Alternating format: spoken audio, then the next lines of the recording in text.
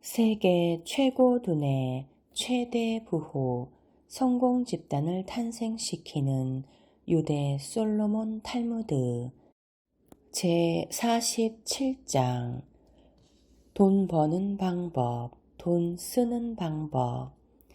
흥정하지 않으면 이 세상을 살아갈 수 없다. 유대인이 사업에 성공을 거둘 수 있었던 것은 능수능란한 협상 기술에 있다. 유대인들이 얼마나 흥정을 좋아하는지에 대한 예가 있다. 대금 지불이 좋지 못한 고객이 있었다. 그 고객이 거래처를 상대로 왕성하게 거래를 하고 있었다. 그것을 곁에서 보던 친구가 그에게 어차피 지불도 안 할 거면서 왜 그렇게 심각하게 흥정을 하는 거지? 하고 물었다. 그러자 그는 난 거래 상대를 좋아하거든. 그의 손해를 어떻게든 줄여주고 싶네. 라고 태연하게 대답을 했단다. 유대인들이 흥정하는 것을 얼마나 좋아하는지 보여주는 또 다른 예가 있다. 어느 날 유대인 여자가 드레스를 사러 갔다. 여자는 가게 주인에게 딱 잘라 말했다. 내가 여기에 온 건 흥정하는데 질렸기 때문이에요. 주인은 기뻐하며 정말 부인께 딱 맞는 가게에 오셨군요. 이 가게에서는 엄격한 정가를 지키며 판매하고 있으니까요. 라고 대답했다. 그러자 유대인 여자는 평소에 좋아하던 드레스를 손가락으로 가리키며 물었다. 이건 얼마입니까? 저희 가게에서는 흥정은 사절입니다.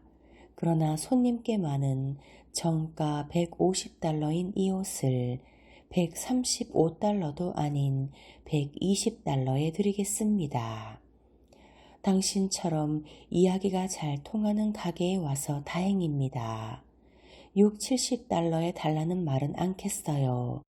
100달러라면 사지요. 그럼 부인, 110달러는 어떠십니까? 그녀는 주저없이 대답했다. 그럼 사겠어요. 유대인들은 정가 판매가 엄격히 지켜지고 있는 가게라 해도 어떻게든 값을 깎을 수 있는 구실을 찾아낸다. 그 상품에 손상이나 문제가 있다면 이 약점을 드러내 가격 흥정을 요구한다. 그것이 불가능할 때는 뭔가 다른 실질적인 가격 흥정을 요구한다. 예를 들어 전자상가라면 플로피 디스크나 마우스팩, 그 외에 IT 기기를 청소하는 각종 데스크 샘플 등이 많이 있을 것이다. 또 산 상품의 가격 흥정이 불가능하였을 경우 반드시 상품을 구입한 것에 대한 서비스를 요구할 터이다. 유대인이 오랜 세월 꽃피워온 장사 비결이라 할 만한 이 흥정 방법은 비즈니스뿐만 아니라 속지 않고 속이지 않고 살아가는 데도 큰 도움이 된다. 유대인들은 흥정하는 것을 아무런 거리낌 없이 자신을 가지고 한다. 거리낌은커녕 적극적으로 흥정에 응하지 않으면 비즈니스는 물론이고 세상을 살아갈 수 없다고까지 생각하고 있는 듯하다. 거리낌은커녕 적극적으로 흥정에 응하지 않으면 비즈니스는 물론이고 세상을 살아갈 수 없다.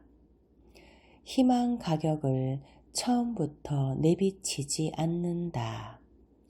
유대인이 바이어일 경우 그들이 상품을 사들일 때는 10중 8구가 다음과 같은 단계를 밟고 흥정을 걸어온다. 처음에는 상품의 규격과 등급, 거기다 납기일 같은 무난한 사항을 확인한 뒤에 천천히 수량을 떼어내기 시작한다. 여기서는 실제 사는 수량보다 훨씬 많이 말하는 게 보통이다.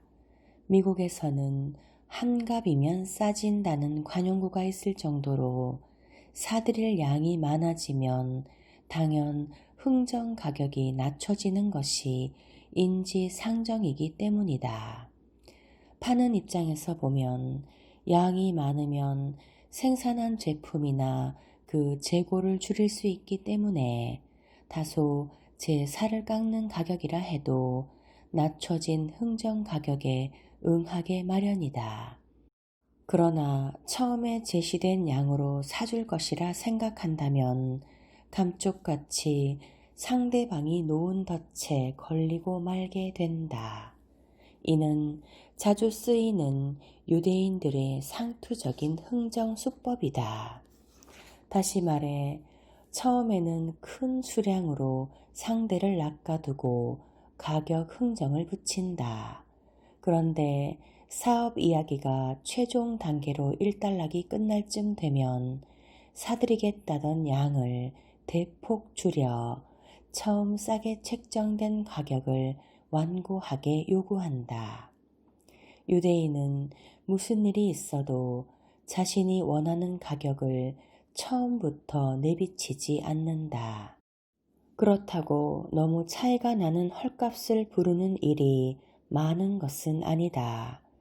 물건을 팔 생각이 아예 없어지지 않게 상대방의 능력이 미칠 수 있는 한도 내에서 가격을 제시하고 만약 상대가 고개를 숙이고 들어오면 그것에 맞춰 자기들 쪽에서도 서서히 고개를 숙이고 들어간다.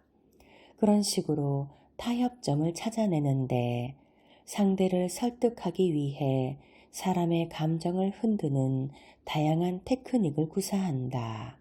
게다가 이 같은 흥정을 하는 것을 당연하게 여긴다.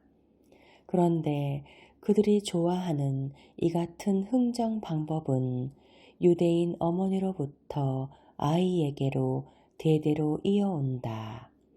유대인 여성들에게 정당한 거래란 부른 값을 그대로 내고 절대 살 수 없음을 뜻했다. 유대인 여성들에게 정당한 거래란 부른 값을 그대로 내고 절대 살 수 없음을 뜻했다. 어떤 경우라 할지라도 설령 정가 표시가 붙어 있다 해도 표시된 가격은 예외 없이 값을 깎을 교섭의 여지가 있음을 의미했다.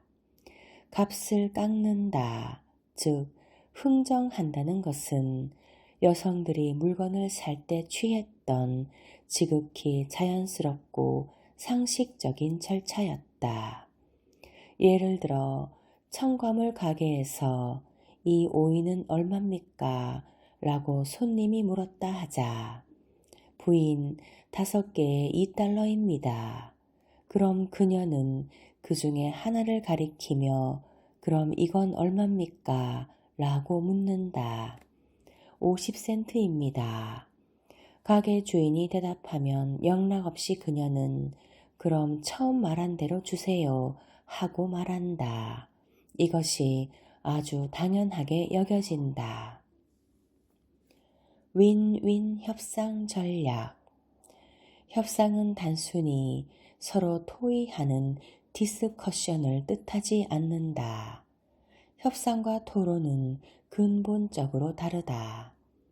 유대인에게 교섭의 목적은 토론하고 승패를 가르는 것이 아니라 설득을 통해 쌍방에게 만족할 만한 해결을 도모하는 데 있다. 물론 합의나 타협에 달하면 그것을 뛰어넘는 경우는 있으나 특히 어려운 사업 이야기로 나가면 나갈수록 이를 깔끔하게 결말짓는 경우가 드물고 계약에 다다를 때까지 시간과 절차가 복잡해진다. 또한 특별한 일이 있지 않고서는 끝나는 일도 흔치 않다.